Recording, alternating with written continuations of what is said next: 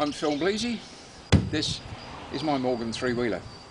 Welcome to my Morgan three-wheeler workshop, which is a YouTube channel which contains videos which will help you to understand what makes these things tick.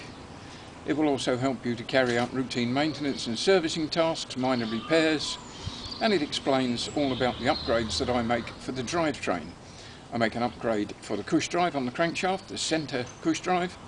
I make an upgrade for the bevel box mountings, and I also make a chain drive conversion for the back end.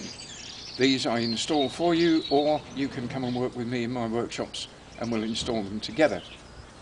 If you want to see all the rest of my videos, more hints and tips and little bits and pieces you can carry out to improve the vehicle and to improve your Morgan three-wheeler experience, then please go down to the bottom of the page or just below this video, click on the subscribe button, or if you don't want to do that, just remember the words Morgan three-wheeler workshop and put them in the search engine at the top. That'll get you to this channel. Otherwise, you might like to look at my website, which is www.bleasy.co.uk.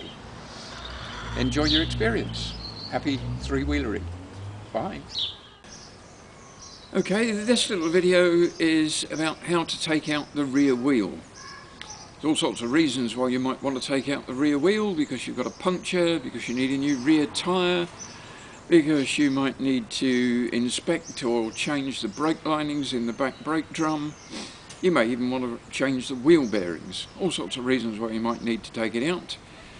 It's helpful, I guess, if you want to get a new tyre fitted, to be able to go to your local tyre fitting station, get them to fit a tyre for you, but I don't think I would want them to take the wheel out. So you can now look at this video, take the wheel out yourself. Removing the rear wheel. Start by taking out the split pin and removing the nut from the end of the spindle. You will probably find this nut on the right hand side of the vehicle.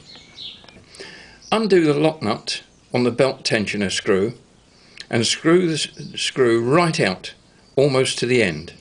The wheel can now move all the way forwards so that we can slip the belt off the sprocket. Do this on both sides. With the tensioners screwed right back, the belt can now be slipped off the sprocket. This vehicle is currently supported on axle stands, and so I've used the jack underneath the wheel to take the weight of the wheel sufficiently such that the bolts at the top of the suspension units can be withdrawn.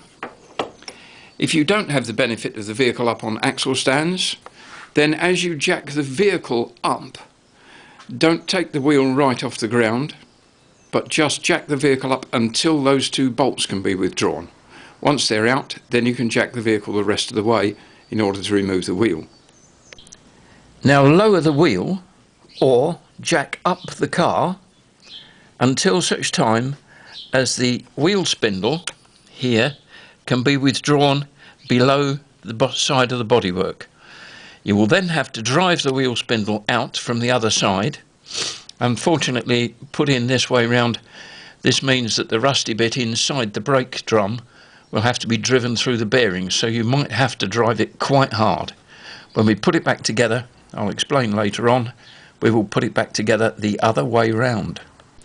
It may seem that the brake hose is a little on the short side, but if you feed it through, you can pull through enough just to be able to get the wheel to come back out of the forks and drop to the ground. You'll also find that these adjusters are also easy to pull out now. Pull them out and put them somewhere safe. Don't lose this spacer, which will fall out of the near side as you take the wheel down. Actually, this one was a struggle, and so I've had to cut through the cable clip, a little P-clip that's on top of the swinging arm there. I will try and replace that with something which is easily undone. If you then lift up the swinging arm until you can get one of these top suspension unit bolts back in, just slide it in enough to hold the arm up out of the way, and then that gives you enough clearance at the side just to ease the brake out. You need obviously to have the handbrake off while you're doing this, and then you can just roll the wheel clear. The standard arrangement with this wheel spindle is that it goes in from the side where the drive sprocket is. Notice which way round this spacer goes. The small end goes into the wheel and pushes against the bearing.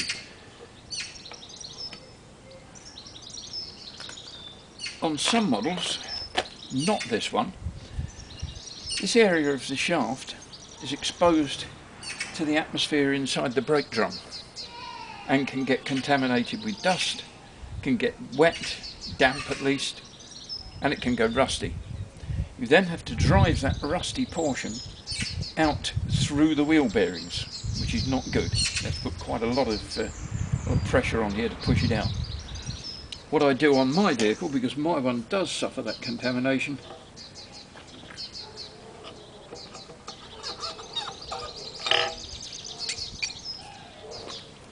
I put mine in from the other side.